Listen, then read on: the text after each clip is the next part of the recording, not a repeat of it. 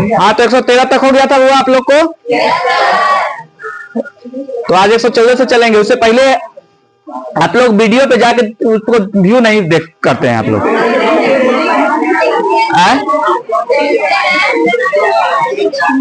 उसको जाके उसको देखिए। हम बार बार बोलते हैं कि ऑब्जेक्टिव है, चल रहा है, चाहे सब्जेक्टिव है, उसको देखिएगा। कितना मिनट का रहता है? 18 मिनट, 15 मिनट, 20 मिनट, यही ना रहता है। आधा घंटा के नीचे ही रहता है सब क्लास सब। तो उसको जब तक ले देखिएगा नहीं 2 बार 1 बार, तब तक ले याद कैसे होगा? है देखिएगा तभी जाके ना उसको पता चलेगा। शेयर नहीं करते हैं, शेयर करेगा तभी ना चैनल पे भी मेरा जो व्यूअर्स है बढ़ेगा, चाहे सब्सक्राइबर्स बढ़ेगा। 392 के तो करीब में हो गया सब्सक्राइबर्स उस पे। आप लोग देखते हैं, खाली हमें स्टेटस लगा देते, उसको लाइक कर देते, उससे क्या मिलेगा? उसको ओपन करिएगा तभी जाके ना कुछ मिलेगा। अब बताओ, कल जो वीडियो पोस्ट हुआ है उस पर अभी तक मात्र 10 से 15 बच्चा देखा होगा। तो इसके लिए है कि तुम लोग उसको बढ़ाओगे तभी जाके ना बढ़ेगा। ठीक है, चलिए क्वेश्चन है हमारा, पौधों में गैसों का आदान प्रदान बताया गया हुआ है। कोई नहीं बताएगा, ठीक है। पौधों में गैसों का आदान प्रदान किसके द्वारा होता है? विस्तरण विधि द्वारा। कौन विधि द्वारा? कौन विधि द्वारा होता है? विस्तरण विधि द्वारा होता है। पौधों में, जंतुओं में? हाँ, जंतु में गैसों का आदान प्रदान होता है? नहीं होता है। किसका होता है? जंतुओं में किसका आदान प्रदान होता है? जंतुओं में किसका आदान प्रदान होता है? ऑक्सीजन का आदान प्रदान नहीं होता है? नहीं होता है तो कैसे कह रहे हैं कि नहीं होता है? ऑक्सीजन हम लोग क्या करते हैं? छोड़ते क्या है? उसी को क्या कहते हैं? वायवीय की अवायवीय शोषण। वायवीय शोषण, अवायवीय शोषण जिसमें कार्बन डाइऑक्साइड उपस्थित होते हैं, उसको क्या कहते हैं? अवायवीय शोषण कहते हैं। ठीक है, तो इसमें कौन सा हो जाएगा? पौधों में गैसों का आदान प्रदान किसके द्वारा होता है? उसके बाद है, हरे पौधे रात्रि में किस गैस का निष्कासन करते हैं? कार्बन डाइऑक्साइड गैस का निष्कासन करते हैं। और दिन में? क्यों? क्योंकि रात के समय क्या होता है? प्रकाश संश्लेषण क्रिया नहीं होती है। रात में प्रकाश संश्लेषण क्रिया होती तो वो भी क्या करता? ऑक्सीजन गैस मुक्त करता। और प्रकाश संश्लेषण में कौन सा गैस मुक्त होता है? और प्रकाश संश्लेषण का सूत्र क्या होता है? पूरा बताए थे, हम लिखाए थे, समीकरण लिखने के लिए बोले थे, वो याद कर लीजिएगा। प्रकाश संश्लेषण का समीकरण इंपॉर्टेंट क्वेश्चन है, समीकरण लिख लीजिएगा।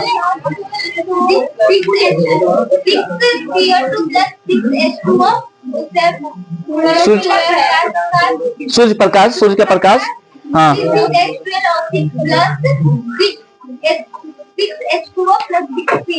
हाँ, और कौन सा गैस मुक्त हो रहा है? ठीक है, बैठो। क्योंकि प्रकाश संश्लेषण ऑक्सीजन में मुक्त होगा और 12 हो जाएगा वहां पे। ठीक है, प्रकाश संश्लेषण क्रिया के 4 तत्व होते हैं, मुख्य तत्व होते हैं। कौन कौन होते हैं? जल। जल कहां से प्राप्त करता है? जल से। जल से जब जल प्राप्त करेगा, कौन कौन चीज जल से प्राप्त करता है? खनिज लवण। कौन उत्तक उसमें उत्तरदायी होता है? जाइलम। जाइलम का क्या कार्य है? उसका फ्लो किधर से किधर होता है? नीचे से। फ्लोएम चारों तरफ होता है फ्लोएम का। ठीक है, फ्लोएम का चारों तरफ होता है। फ्लोएम का क्या कार्य है? भोजन पहुंचाना। ठीक है, और जाइलम का जल और खनिज लवण पहुंचाना। ठीक है, आगे है, तो हरे पौधे रात्रि में किस गैस का निष्कासन करते हैं? तो CO2। ठीक है, मछलियों में श्वसन होता है, किसके कारण से होता है? गिल्स के माध्यम से होता है। यानी कि देख लो यहाँ पे क्लोम या गिल्स द्वारा। क्लोम को क्या बोलते हैं? गिल्स बोलते हैं। अगर क्लोम रहेगा, गिल्स नहीं देगा तो क्लोम मारेंगे। ठीक है, ऑप्शन में क्या रहेगा? क्लोम रहेगा तो क्लोम को ही मारेंगे, क्लोम या गिल्स। गलफड़ा रहेगा। ठीक है, गलफड़ा। मानव श्वसन तंत्र होते हैं, क्या होते हैं? स्वर यंत्र। यानी स्वर यंत्र यानी बोलने के लिए होता है। श्वास नली, उसमें भी आता है श्वसन तंत्र में। फेफड़ा, उसमें भी आता है श्वसन तंत्र में। यानी कि ये सभी हो जाएंगे। यानी कि सभी क्या है? मानव का श्वसन तंत्र है। श्वास यंत्र भी है, श्वास नली भी है, फेफड़ा। एक ही जो नली है, जैसे मुंह से जुड़ा हुआ और नाक से जुड़ा हुआ, बाद में चलकर दोनों एक हो जाते हैं। कभी कभी देखो होगा कि ट्यूब के मदद से नाक से भोजन दिया जाता है, जैसे लिक्विड की मात्रा बताए थे ना हम। अगर पाइरुवेट के विखंडन से यह कार्बन डाइऑक्साइड जल तथा ऊर्जा देता है। यह क्रिया क्या कहलाता है? यह क्रिया होती है क्या पे? माइटोकॉन्ड्रिया के एक और नाम से जाना जाता है पावर हाउस ऑफ सेल, यानी कि कोशिका का ऊर्जागृह। कोशिका का ऊर्जागृह होता है। अब है अगला, निश्वास द्वारा निकलने वाली वायु कौन सा है? CO2, यानी कि कौन सा गैस? कार्बन की मात्रा कितना होता है? कार्बन का परमाणु संख्या कितना होता है? ऑक्सीजन का परमाणु संख्या 8। चलो ठीक है। अवायवीय शोषण। अवायवीय शोषण कोशिका के किस भाग में होता है? अवायवीय शोषण कोशिका के किस भाग में होता है? कोशिका द्रव में। और कोशिका द्रव किसमें पाया जाता है? कोशिका द्रव किसमें पाया जाता है? कोशिका द्रव किसमें पाया जाता है? पेड़ पौधे में। बोलो ना, कितना बार हम बताएं कोशिका द्रव किसमें पाया जाता है? पेड़ पौधे। जीव जंतु में कोशिका द्रव नहीं पाया जाता है। ठीक है, देखो डेली रूम साफ सफाई हो रहा है तो मक्खी गायब है कि नहीं है? 10 दिन हो जाएगा फिर मक्खी आने लगेगा, इसलिए डेली साफ सफाई करना। चलो, पुराने जड़ों के मूल रोमों का अभाव होता है, ये फिर श्वसन के लिए गैसों का आदान प्रदान कैसे करते हैं? तो देखो, रंध्रों द्वारा, वात रंध्रों द्वारा, अंतर कोशिकीय स्थानों द्वारा। रंध्र कहाँ पे पाया जाता है? रंध्र पत्तियों में पाया जाता है, उसी को क्या कहते हैं? स्टोमाटा बोलते हैं। ठीक है, वात रंध्र और उसके बाद अंतर कोशिकीय, यानी कि उसमें जो जितना भी कोशिका होता है जो पेड़ पौधों में, उसके माध्यम से भी वह सांस ले सकते हैं। उसके बाद वात रंध्र होते हैं छाल में, ठीक है, पेड़ पौधों के, ठीक, जो एकदम छोटे छोटे होते हैं, झिल्ली टाइप में होते हैं। जब भी को हम बताए थे कि एक पीपल का पत्ता ले लो, उसको ना हल्का खोद के देखोगे तो उसमें एकदम झिल्ली टाइप में बना हुआ रहेगा। ठीक है, अगला है, तो इसमें कौन में हो जाएगा? तीनों क्या है? तीनों सही है, तो यानी कि ऑप्शन डी, इनमें सभी। अगर मूल रोमों के द्वारा जल का अवशोषण किस विधि द्वारा होता है? परासरण द्वारा। अब विसरण द्वारा क्या होता है? अभी बताएं, गैसों का आदान प्रदान विसरण द्वारा। अब मूल रोमों के जल का अवशोषण परासरण द्वारा। एकदम याद करिएगा, कंफ्यूजन नहीं होना चाहिए। गैसों का आदान प्रदान, यहाँ पे जल का अवशोषण परासरण द्वारा। किसके द्वारा? ठीक है, अगला है, श्वसन की कौन सी प्रक्रिया कोशिका द्रव में होती है?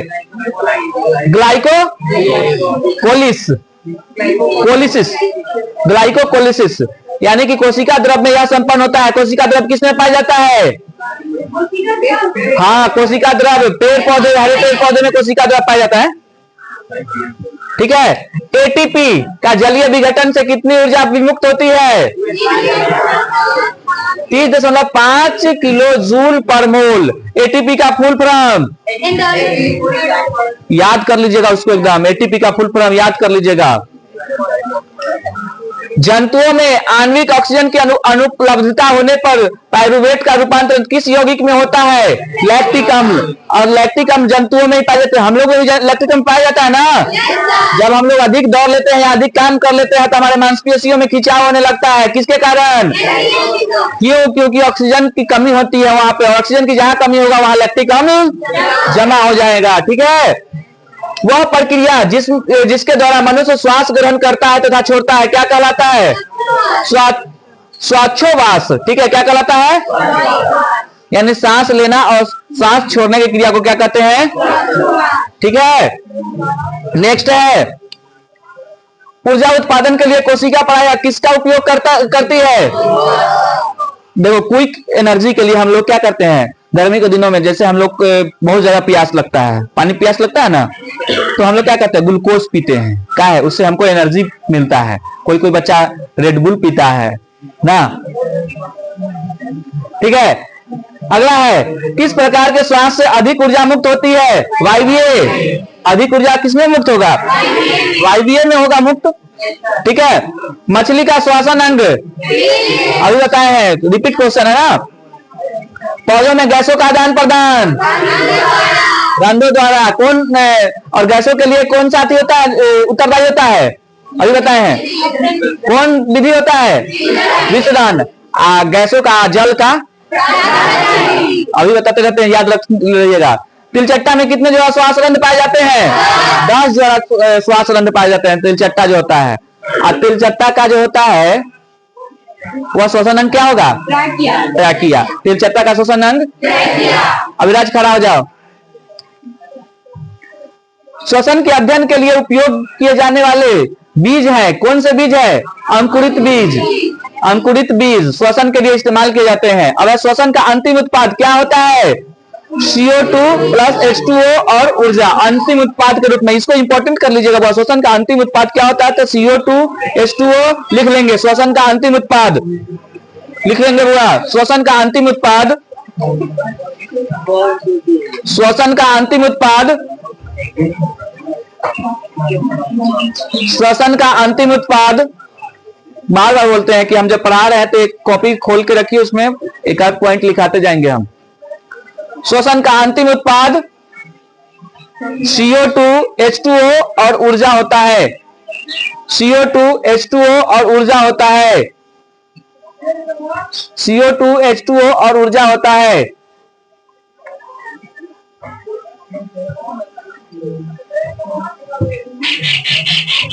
अब बताइए वो पौधे में जो शोषण होते हैं किस किस के माध्यम से होते हैं? मूल हो गया, मूल माध्यम क्या हो गया? मूल माध्यम हो गया पत्ती, लेकिन जड़ से भी होता है, तना से भी होता है, तो इस सभी हो जाएगा। उसका पौधे में शोषण क्रिया के अंतर्गत ADP के ATP होना चाहिए ना, ATP होगा वो यहाँ पे। ATP के टूटने से कितनी ऊर्जा मुक्त होती है? अभी 30.5 अभी तुरंत ना बताए थे।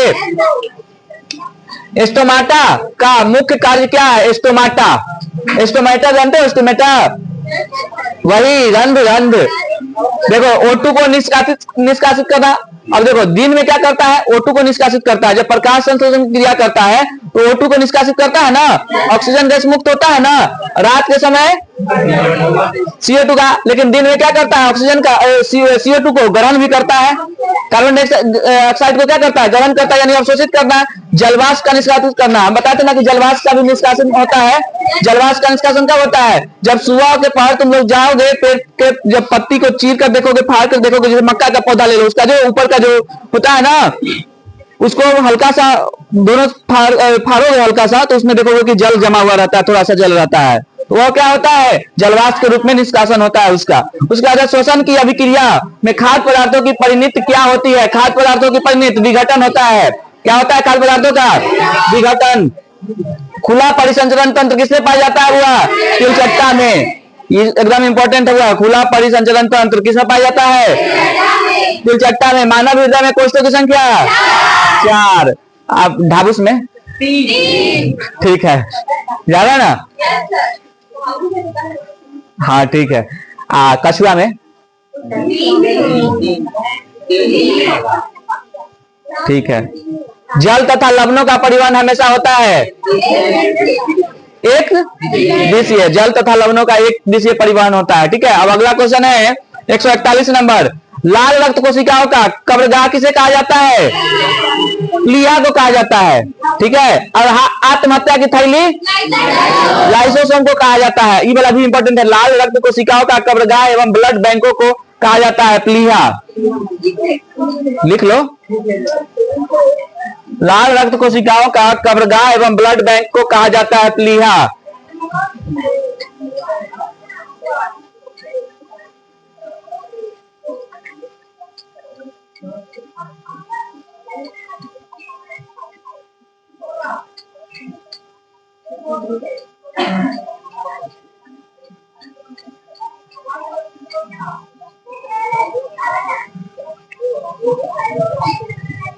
हो गया बुआ?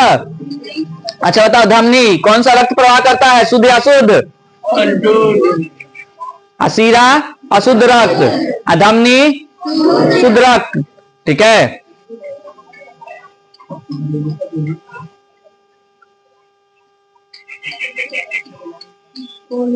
हो गया। अगला है सीरा आलिंद छिद्र को क्या कहते हैं? हृदय लेख कहते हैं। क्या कहते हैं? हृदय लेख कहते हैं। उच्च रक्तचाप की आवश्यकता उच्च रक्तचाप की अवस्था को क्या कहते हैं?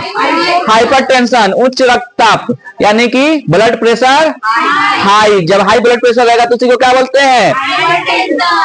अधिकतम कितना होना चाहिए? 120 से ऊपर जाओगे तो हाई ब्लड प्रेशर का शिकार हो जाओगे, 80 से नीचे आओगे तो लो ब्लड प्रेशर का शिकार हो जाओगे।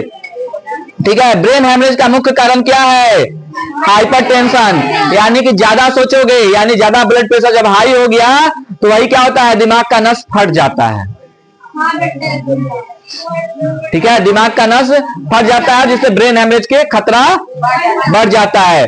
अगला है, निम्न में न्यूट्रोफिल में किस प्रकार का केंद्रक पाया जाता है? न्यूट्रोफिल में बहुपाली केंद्रक पाया जाता है। कैसा पाया जाता है? बहुपाली। इनमें से रक्त बैंक के नाम से जाना जाता है कौन? प्लीहा। अभी बताएं बुआ, रक्त बैंक के नाम से कौन जाना जाता है? प्लीहा। एक हृदय चक्र में कितनी समय लगता है? एक हृदय चक्र में कितना समय लगता है? 0.8 भी होगा, 0.6 भी होगा। ठीक है, हाँ ये भी कर सकते हैं। 0.8 से 6 से 8 सेकेंड रहता है। ठीक है,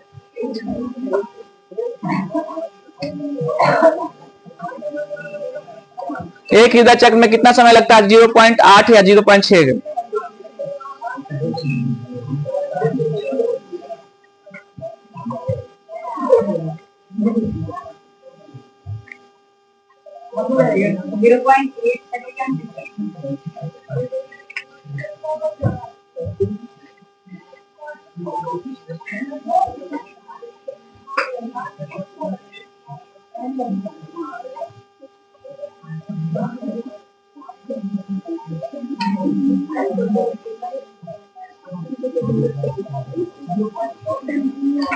हाँ हाँ, हो गया।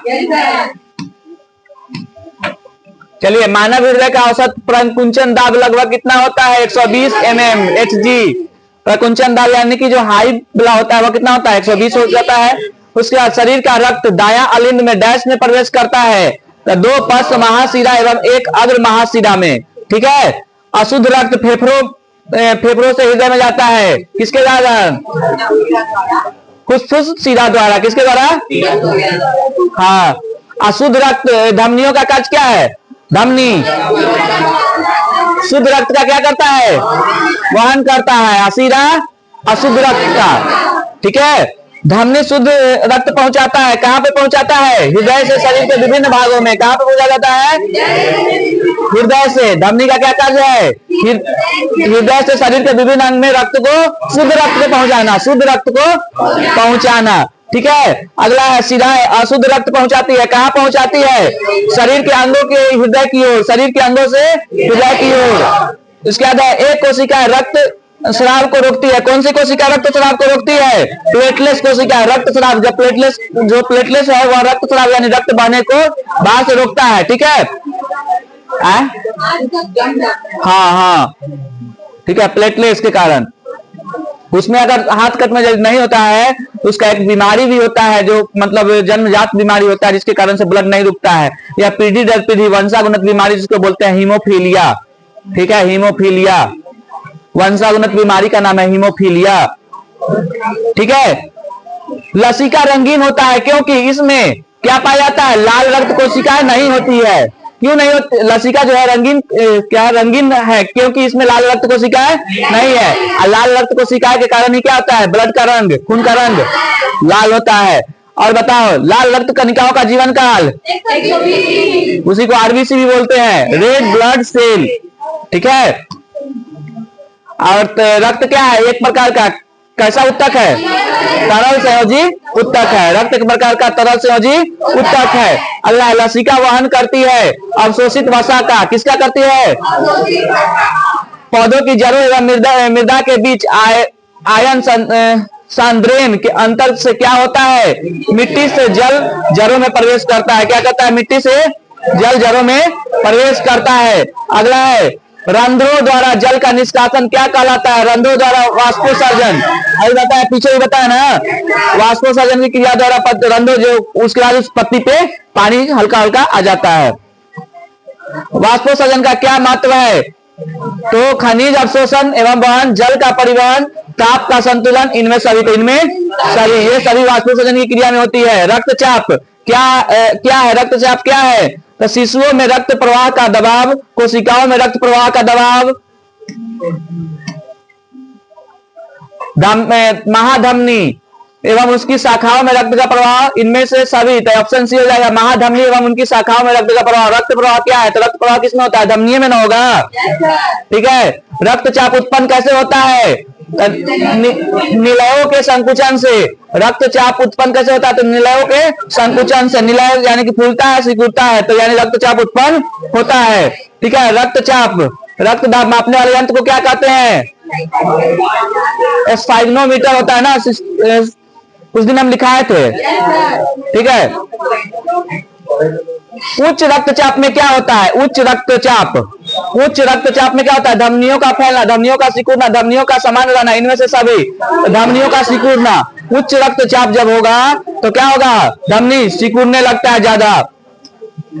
अबे उच्च रक्तचाप के क्या कारण हो सकते हैं? तो चिंता, उत्सुकता, रोग, इनमें सभी, यानी चिंता, ज्यादा टेंशन लोगे तो उच्च रक्तचाप भी हो सकता है। ज्यादा खुशी में भी उच्च रक्तचाप हो सकता है, तभी जाके हार्ट अटैक आता है, ठीक है। रोग, कोई रोग बीमारी है उसमें भी हो सकता है, और ये सभी, तो इनमें यानी कि तीनों में उच्च रक्तचाप हो सकता है। हाई ब्लड प्रेशर का शिकार तुम तीनों में हो सकते हो, ज्यादा खुशी में भी हो सकते हो, या ज्यादा चिंता में भी हो सकते हो, या कोई रोग है उससे ग्रसित हो तो उसमें भी हो सकता है। उच्च रक्तचाप घातक क्यों हो जाते हैं? इसमें रक्त वाहिनियां फट सकती है, इसके आंतरिक रक्तस्राव हो सकता है, इससे हृदय घात हो सकता है, तो तीनों हो सकता है बुआ, तीनों हो जाएगा, ठीक है। इसमें रक्त वाहिनियां फट भी जाती है, नस जो है फट जाती है, इससे आंतरिक रक्तस्राव हो सकता है, यानी आंतरिक अपने आप कहीं से ब्लड स्राव हो सकता है। हृदय घात यानी कि हार्ट अटैक आ सकता है, ठीक है।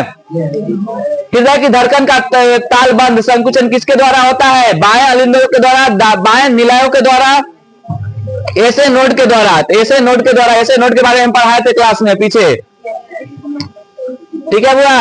हृदय से रक्त रुधिर को संपूर्ण शरीर में पंप किया जाता है, किसके द्वारा? निलयों के द्वारा। फेफड़ों द्वारा नहीं बुआ, फेफड़ों द्वारा नहीं किया जाता है, निलयों द्वारा किया जाता है, ठीक है। किस जीव में रुधिर एक चक्र में सिर्फ एक बार हृदय में जाता है? किस चक्र में? मछली में। किसमें? हीमोग्लोबिन को लाल रंग देता है कौन? लोहा, ठीक है। कौन सा मात्रा होता है? लोहे की मात्रा के कारण भी लाल रंग प्रदान करता है। हीमोग्लोबिन की कमी से क्या हो जाता है? एनीमिया रोग, यानी खून की कमी हो जाता है तो एनीमिया रोग हो जाता है। बताया तो पीछे भी क्लास में बताया थे कि खून की कमी से एनीमिया रोग हो जाता है। समान अनुशीतलन रक्त दाब होता है, किसमें? कितना होता है? तो 80। समान यानी कि एकदम जो नॉर्मल होता है वो कितना होता है?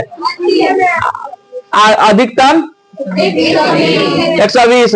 दोहरा परिसंचरण तंत्र नहीं पाया जाता है, किसमें नहीं पाया जाता है? तो मनुष्य में नहीं पाया जाता है। मेढक में पाया जाता है, पक्षी में पाया जाता है, मछलियों में पाया जाता है, लेकिन मनुष्य में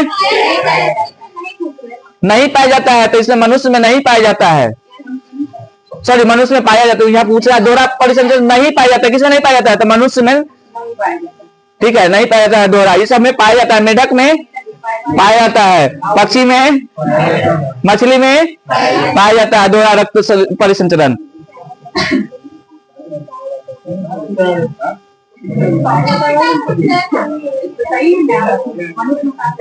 मनुष्य में नहीं पाया जाता है हुआ दोहरा परिसंचरण नहीं पाया जाता। किस में? तो मनुष्य में नहीं पाया जाता है।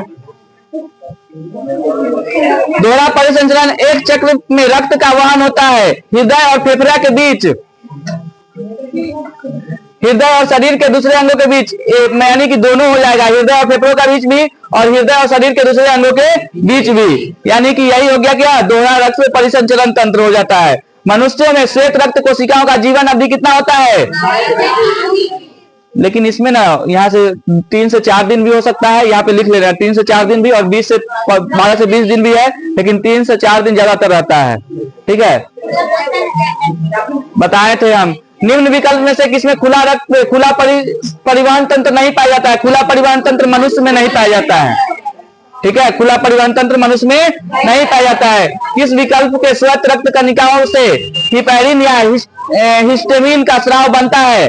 तो बेसोफिल के द्वारा। किसके द्वारा? बेसोफिल के द्वारा। हृदय के से हृदय से फेफड़ों में रक्त जाता है किसके द्वारा? दायां निलय के द्वारा। हृदय से फेफड़ों में रक्त जाता है किसके द्वारा? खड़ा हो जा रहे नीतीश सरकार। और उसके पीछे वाला भी बालक के को दोनों खड़ा रहो। किस जीव में ऑक्सीजन उत्तकों तक रक्त के माध्यम से नहीं जाता है? तिलचट्टा में। ठीक है, उसको पूछोगे ना तो उसका रंग व्हाइट टाइप में निकलेगा। छी छी करती है। चाइना में ना उसको खा जाता है भूज भूज के। किस जीव में हीमोग्लोबिन नहीं होता है? किसमें नहीं होता है? मक्खी में। मक्खी में हीमोग्लोबिन नहीं होता है। ठीक है, अब मच्छर में होगा। मच्छरों में नहीं होता है, वो हम लोग का लेता है ना।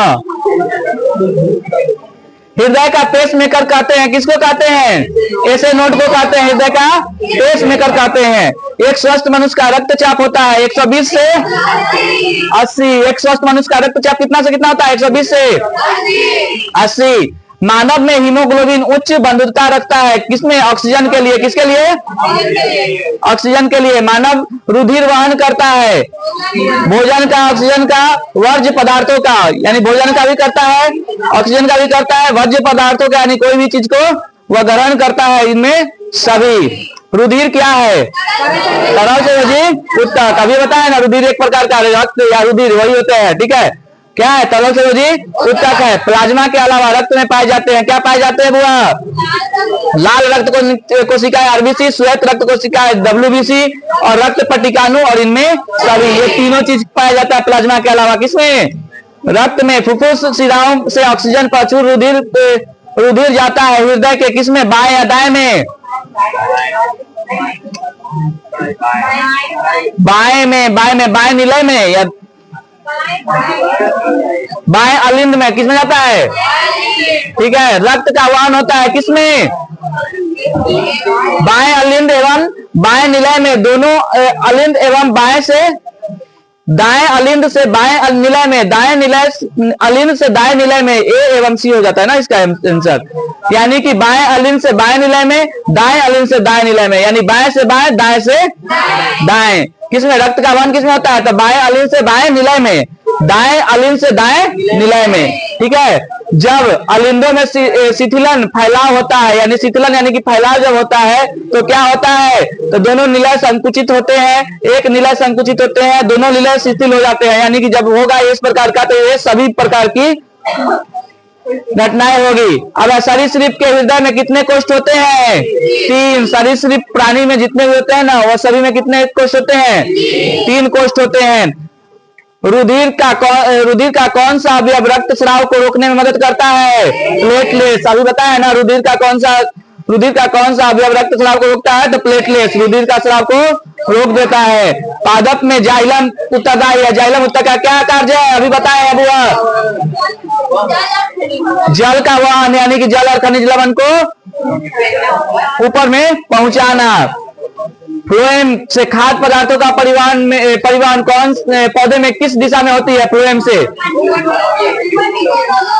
अरे वो देखो ना, यहाँ ऊपर और नीचे दोनों ओर हो जाएगा ना। अभी बताया ना, फ्लोएम चारों तरफ दिशा में होता है तो ऊपर नीचे दोनों ओर हो जाएगा।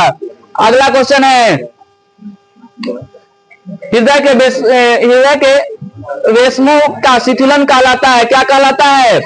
डायस्टॉल कहलाता है। सरीसृप के हृदय में होते हैं कितने?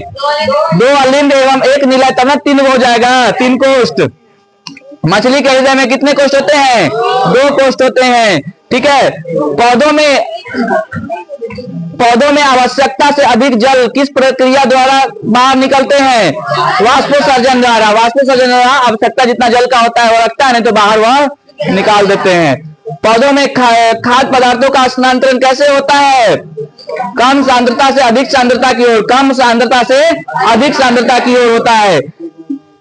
किसका अवशोषण पौधे अपने जड़ों से करते हैं? किसका अवशोषण करते हैं? तो नाइट्रोजन, फास्फोरस, जल, तीनों चीज का करता है। नाइट्रोजन का भी, फास्फोरस का भी और जल का भी। खनिज लवण में खनिज और लवण में सब कुछ आ जाते हैं, खनिज लवण और जल। ये कहां से करते हैं अवशोषण? जल से करते हैं।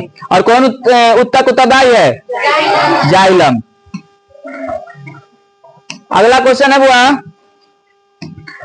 किस अभिक्रिया द्वारा पौधों में ऑक्सीजन बाहरी वातावरण को कोशिकाओं में पहुंचाता है? विसरण के माध्यम से। किसके माध्यम से? विसरण के माध्यम से। कौन सा उत्तक जल तथा घुलनशील लवण को मूल रोम से पत्तियों तक पहुंचाता है? जाइलम। बताया ना भी। खाद्य पदार्थों का पौधों में स्थानांतरण किसके कारण होता है? सुक्रोज के कारण होता है। किसके कारण होता है?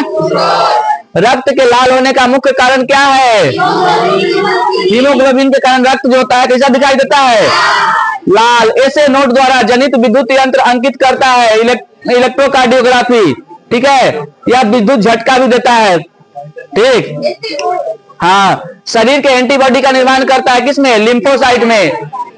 लिम्फोसाइट में ही एंटीबॉडी का निर्माण होता है, लिख लेंगे।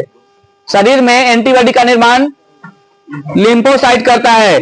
शरीर में एंटीबॉडी का निर्माण लिम्फोसाइट करता है। शरीर में एंटीबॉडी का निर्माण लिम्फोसाइट करता है। शरीर में एंटीबॉडी का निर्माण लिम्फोसाइट करता है। शरीर में एंटीबॉडी का निर्माण लिम्फोसाइट करता है। शरीर में एंटीबॉडी का निर्माण लिम्फोसाइट करता है।